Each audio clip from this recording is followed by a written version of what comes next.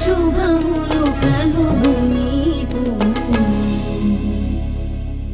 పుట్టింటి నుండి ఓ ఆడపిల్ల అత్తింటికి వెళ్తుంది అంటే తనతో పాటు ఓ కనిపించే తోడుని, పైకి కనిపించని బరువుని మోసుకెళ్తుందమ్మా.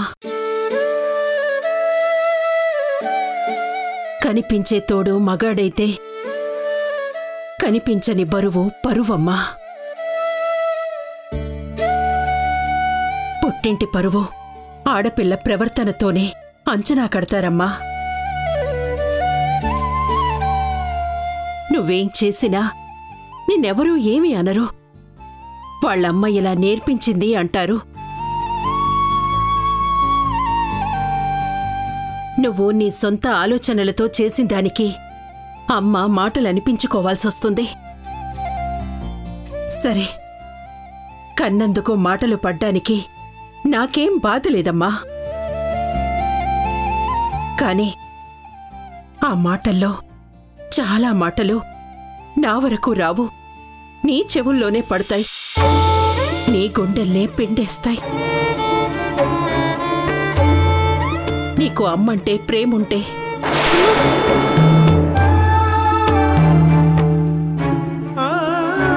చూడమ్మా, ఎవరు కష్టం రాగానే భయంతో దూరం పారిపోకుండా నిలబడతారో, ఎవరు బాధ కలగ్గానే దానికి కారణమైన వాళ్ళని తిట్టుకోకుండా సంయమనంగా ఉంటారో, ఎవరు కోపం రాగానే ప్రతీకారం తీర్చుకోవాలని తొందరపడరో, ఎవరు ఎదుటి మనిషి తప్పు క్షమించగలుగుతారో, ముఖ్యంగా ఎవరు సహనంగా ఉంటారో వాళ్ళు ఏదో ఒక రోజుకి మంచి జీవితాన్ని గడుపుతారని మా గురువుగారు చెప్పేవారమ్మా. అమ్మా హాసిని, దయచేసి నా వాళ్ల వల్ల వచ్చిన చెడ్డ పేరు నా కూతుళ్ళ వల్ల కూడా వచ్చేలా చెయ్యొద్దమ్మా. అమ్మా, వద్దమ్మా, నువ్వు ఇంకేమీ చెప్పొద్దు. ఇంకా అస్సలు బాధపడద్దు. నా బిహేవియర్తో మన ఇంటికి చెడ్డ పేరు వచ్చేలా నేను అస్సలు ప్రవర్తించును. అలాంటి పనులేవి చేయనమ్మా. చాలమ్మా, ఇది చాలు. కాని వాళ్ళని నిద్ర లేకుండా మాత్రం చేస్తానమ్మా. మళ్ళీ ఇదేంటి? అయినా నా వల్ల చెడ్డ పేరు రావడానికి నాకెవరైనా బాయ్ ఫ్రెండ్ ఉన్నాడా? బ్యాడ్ హ్యాబిట్స్ ఉన్నాయా? అది కాదమ్మా. అమ్మా, నీ టెన్షన్స్ నాకు తెలుసు. మీ తమ్ముళ్ళ నేను ఎలా ఉంటాను చెప్పు. అదేనే, అది ఇదిగో, నువ్వు ఇంకేం మాట్లాడకమ్మా. నాకు నీ ఒళ్ళో పడుకోవాలనుందమ్మా. నిద్ర వస్తుంది. కాసేపు పడుకుంటానమ్మా.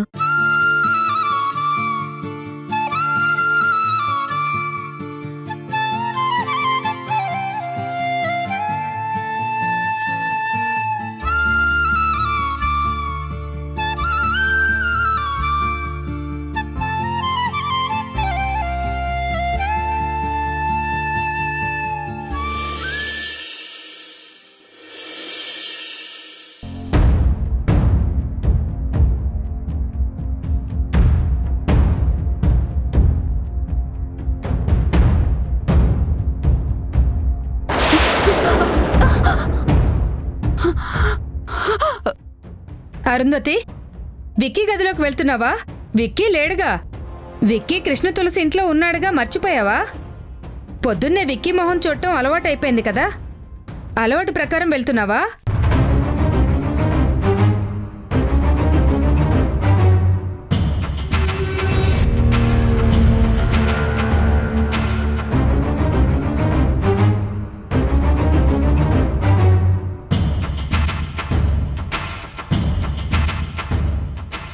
లక్ష్మి, కాఫీ తీసుకురా. అలాగే అమ్మగారు.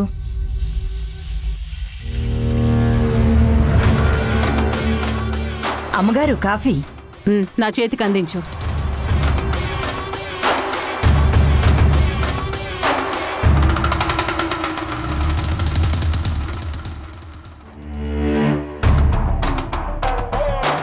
అరుంధతి, ఏంటిదంతా?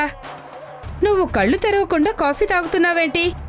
అవును పిన్ని, నీ ఊహ కరెక్టే. నా కొడుకుని చూడకుండా నేను మిగతా లోకాన్ని చూడను. కానీ విక్కీ ఇక్కడ లేడు కదా. ఇంకో రోజు గడిస్తే నా కొడుకు ఇక్కడికి వచ్చేస్తాడు కదా.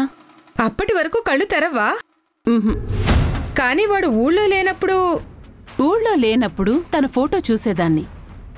ఇప్పుడు నా కొడుకు ఈ ఊళ్ళోనే ఉన్నాడు కాబట్టి తను వచ్చిన తర్వాతే, తనని చూసిన తర్వాతే నేనన్నీ చూస్తాను. అప్పటి వరకు కళ్ళు తెరవను.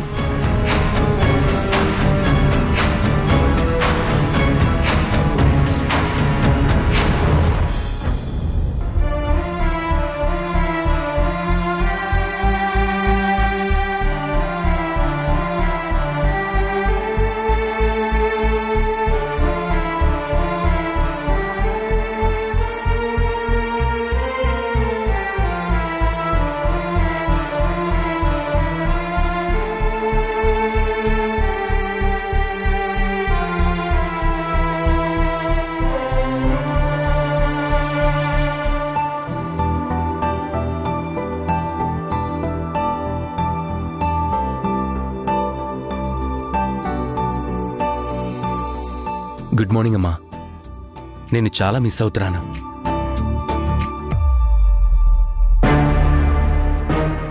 ఏ హాసిని, కాఫీ తీసుకొనిరా. మళ్ళీ మనందరం కలిసి ఇలా నియమాలు చదువుతావని అస్సలు అనుకోలేదు. ఏయ్ ఏయ్ ఏయ్ ఏయ్, కాఫీ కావాలని పిలిస్తే ఒక్కరూ రెస్పాండ్ అవరేంటి?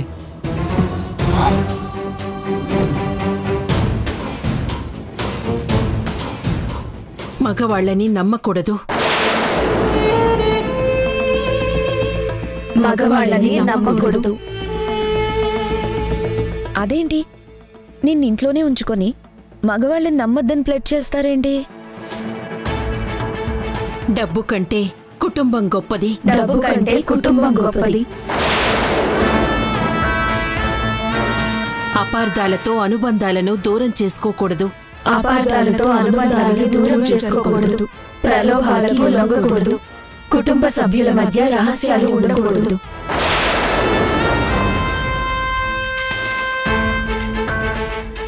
తప్పు చేస్తే శిక్షకి సిద్ధంగా ఉండాలి. తప్పు చేస్తే శిక్షకి సిద్ధంగా ఉండాలి. హలో, ఏంటిదంతా? చెట్టంత మగాన్ని నన్ను ఇక్కడ ఉంచుకొని మగాళ్ళని నమ్మకూడదని రూల్స్ చదువుతున్నారేంటి? నిన్ను మగవాడని ఎవరన్నారిప్పుడు? అంటే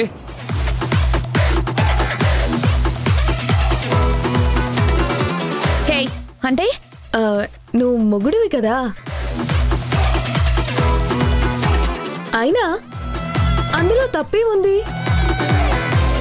మా అమ్మ మాకు మంచి నమ్మకస్తుడైన అల్లుణ్ణి తెచ్చుకోవాలనుకుంది. నీలాంటి అల్లుడు వచ్చాక ఇంకా మగాళ్ళని నమ్మమని ఎలా చెప్తుంది?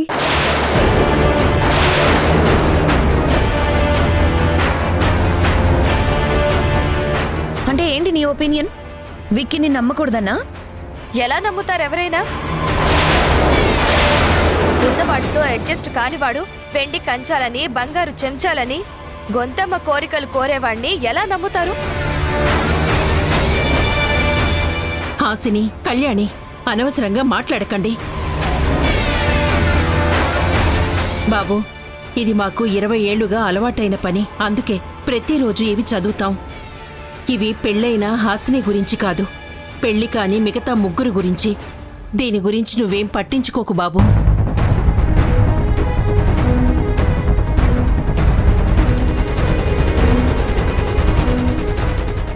అమ్మా హాసిని, అల్లుడికి కాఫీ ఇవ్వు. అమ్మా, మనం తర్వాత మాట్లాడుకుందాం. ముందు కాఫీ ఇవ్వు.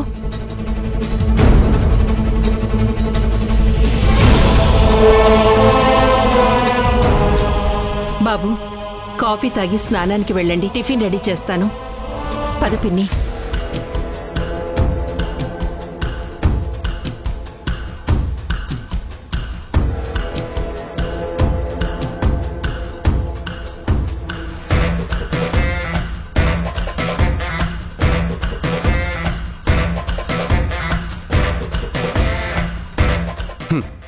నాకేం అక్కర్లేదు. నేను కాఫీ అడిగి అరగంట అయింది. అడిగినప్పుడు ఇవ్వకపోతే మీరిచ్చినప్పుడు నేను తాగను. ఓకే, చాలా థ్యాంక్స్. నా కోసం మళ్ళీ వెళ్ళి కాఫీ తెచ్చుకునే శ్రమ తగ్గించావు. నీకు శ్రమ కాఫీ తీసుకురావడంతో క్లోజ్ అవ్వట్లేదు, కంటిన్యూ అవుతుంది. అదే నీ ఫేసులో ఎప్పుడు ఇదే ఎక్స్ప్రెషన్ ఉండాలి. నేనిప్పుడు స్నానానికి వెళ్ళాలి. వెళ్ళు. దానికి నేనేం చేయాలి? గేదెకి రుద్దినట్టు నీ వీపు నేను రుద్దాలా? ఏలూరు ఏంజల్ నుంచి అలాంటివేమీ ఎక్స్పెక్ట్ చేయకు. హేయ్, ఎక్కువ మాట్లాడుతున్నావు. అయినా నువ్వు నా వీపేం రుద్దక్కర్లేదు. మరి నాకు షేవింగ్ కిట్ తీసుకురావాలి. షేవింగ్ కిట్టా?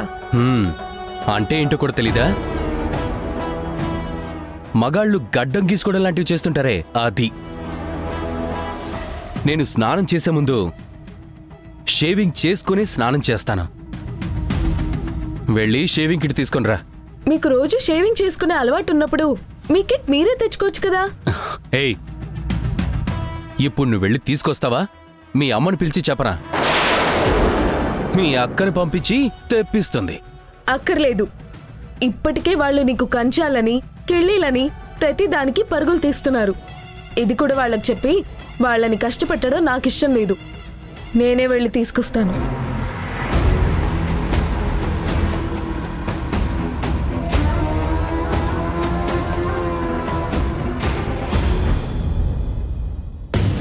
అయ్యో, నువ్వు చెప్తే నేనెందుకు చేయనమ్మా? చేస్తాను.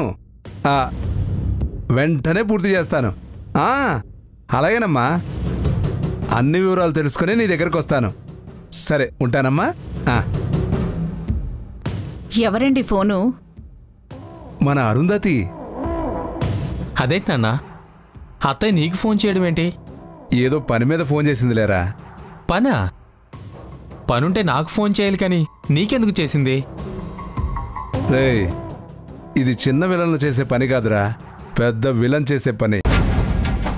అయినా నువ్వు వర్కర్వే కానీ పెద్ద పర్ఫార్మర్వి కావని, నీకు ఈ పనులు చేతగావని తనకి బాగా అర్థమైంది. అందుకే ఆ పని నాకు అప్పచెప్పింది. అది కాదు నాన్న, నేను ఎంత ఎక్కువ టైం అక్కడ ఉంటే అంత త్వరగా రేఖని నా దారిలోకి తెచ్చుకోగలుగుతాను కదా. రేయ్, ఇది రేఖకి దగ్గరుండే పని కాదురా. అయినా హీరోయిన్ ఎప్పుడు విలన్కే దక్కుతుంది. నువ్వేం కంగారు పడకు. అదేంటండి, హీరోయిన్ హీరోకే దొరుకుతుంది కదా. ఏమే, అది పాత సినిమాల్లో. ఇప్పుడు కొత్త కొత్త రూల్స్ వచ్చే సినిమాల్లో హీరోలందరూ విలన్స్గా మారిపోతున్నారు. దొంగల్లాగా దుర్మార్గుల్లాగా కనపడుతున్నారు. అందుకే నేను నా కొడుకుని హీరో అనడం లేదు. కానీ నాన్న, రేయ్, నువ్వు రేఖను టార్గెట్ చేసి అరుంధతి దగ్గర పనికి చేరావు. నేను కృష్ణమ్మను టార్గెట్ చేసి అరుంధతి చెప్పిన పని చేస్తున్నాను.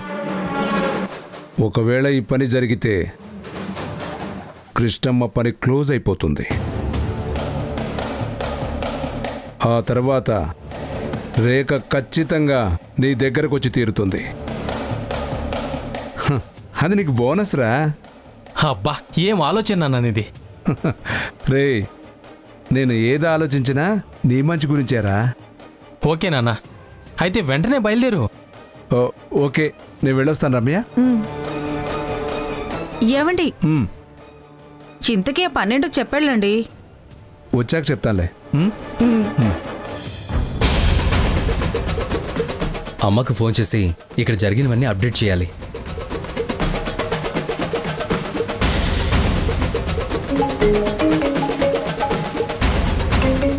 అమ్మమ్మా, అక్కడ ఎలా ఉంది నీకు? వాళ్ళని బాగా ఏడిపిస్తున్నాం కదా, చాలా బాగుంది. వీళ్ళని బాగా డిస్టర్బ్ చేస్తున్నాం అమ్మమ్మా. మీరు వాళ్ళని డిస్టర్బ్ చేస్తున్నారు, కానీ ఇక్కడ మీ అమ్మ డిస్టర్బ్ అయిపోతుంది. ఏమైంది? అమ్మకేమైంది? రోజు పొద్దున లేవంగానే నిన్ను చూడకుండా ఇంకేది చూడదు కదరా. ఈరోజు నువ్వు ఇంట్లో లేవు. దాంతో లేచినప్పటినుంచి ఆ కళ్ళు తెరవకుండా మూసే ఉంచింది. అన్ని పనులు కళ్ళు మూసుకునే చేస్తుంది. అలా చేస్తూ పొరపాటున మెట్ల మీద నుంచి పడబోయింది. అదృష్టం కొద్దీ ఆపుకోగలిగింది, లేదంటే చాలా పెద్ద దెబ్బ తగిలేది. నువ్వు వచ్చే వరకు అలాగే ఉంటుందంట. నిన్ను చూశాకే కళ్ళు తెరిచి పనులు చేస్తుందంట. అమ్మకి నేనంటే చాలా ప్రేమ. అమ్మమ్మ, నువ్వు ఫోన్ కట్ చేయి, నేను చేస్తాను.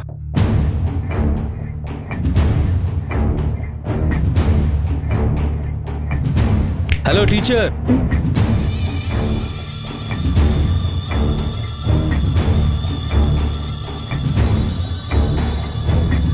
నాకు ల్యాప్టాప్ కావాలి. ఎందుకు? నేను మా అమ్మతో వీడియో కాల్ మాట్లాడాలి. మీ చేతిలో ఫోన్ ఉంది కదా, చేసి మాట్లాడుకోండి. దానికి నేనేం ఆబ్జెక్షన్ చెప్పట్లేదే. ఫోన్లో కాదు, ల్యాప్టాప్లోనే మాట్లాడతాను. ఏ, మీ ఇంట్లో అల్లుడికి ల్యాప్టాప్ ఇవ్వకూడదని కూడా రూల్ పెట్టుకున్నారా ఏంటి? సునైనా, ల్యాప్టాప్ తీసుకునిరా.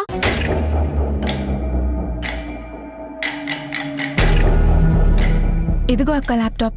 నాకు కాదు, అతనికి కావాలంటే ఇవ్వు.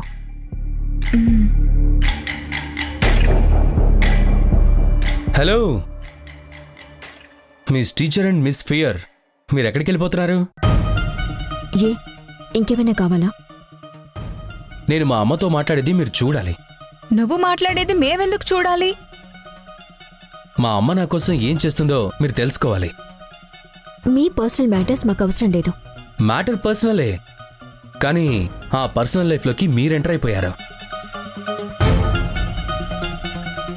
అందుకే మా అమ్మ నా లైఫ్ని ఏ రేంజ్లో డిజైన్ చేసిందో తెలియాలంటే మీరు ఈ వీడియో కాల్ చూడాలి.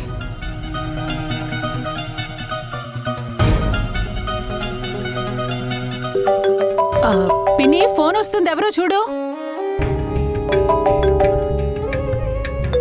విక్కీ వీడియో కాల్ చేస్తున్నాడు అరుంధతి. అవునా? నేను వాడిని చూడలేదని వీడియో కాల్ చేస్తున్నట్టున్నాడు. సరే, టీవీ కనెక్ట్ చేయి. అమ్మా, నేనేనమ్మా. కళ్ళు తెరిచి నన్ను చూడు.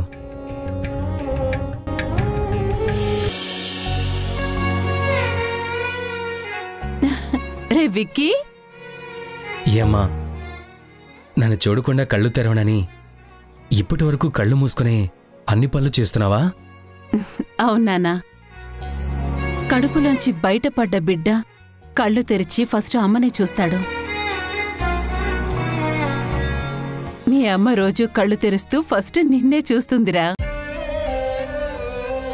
అమ్మా, ఐఎమ్ సో లక్కీ అమ్మా. నీలాంటి అమ్మ దొరికినందుకు నాకు చాలా హ్యాపీగా ఉంది. వేల అక్షరాలు, కోటి పుస్తకాలు, చెప్పలేని ప్రేమ అమ్మే కదా.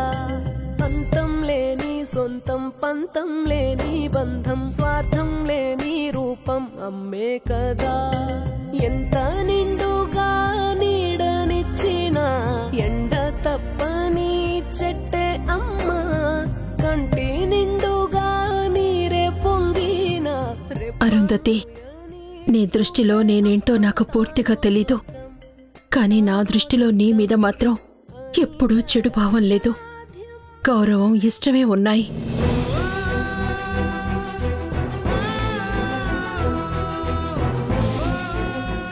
దురదృష్టం కొద్దీ నీకు నా మీద కోపం, ద్వేషం పుట్టాయి. అవే లేకపోతే కొడుకుని ఇంత ప్రేమించే నీ మనసులో కేవలం ప్రేమ మాత్రమే ఉండేది. ఆ ప్రేమ మా మీద కూడా చూపించేదానివి. దానికి మేం నోచుకోలేకపోయాం. మనం గొడవలు లేకుండా ఎప్పుడు కలుస్తామో అని నా మనసుకి చాలా ఆరాటంగా ఉంది అరుంధతి.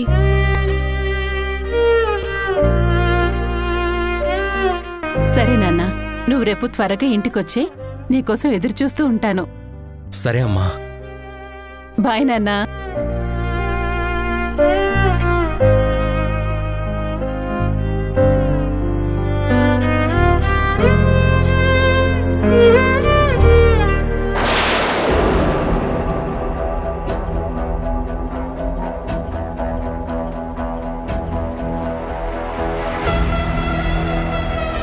ఇన్స్పిరేషన్.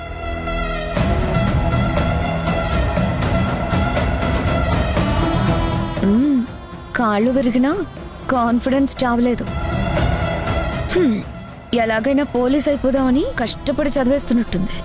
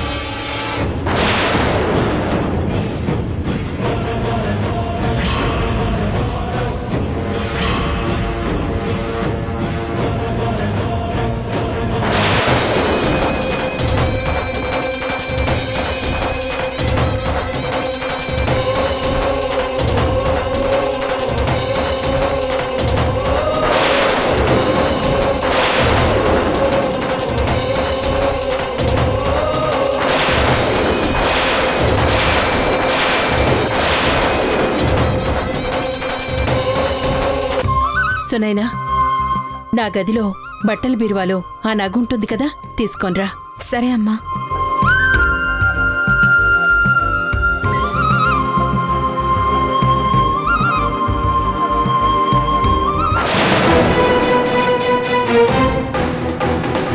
సునైనా, ఆ నగ ఇటవ్వమ్మా. దీంట్లో నగ లేదు.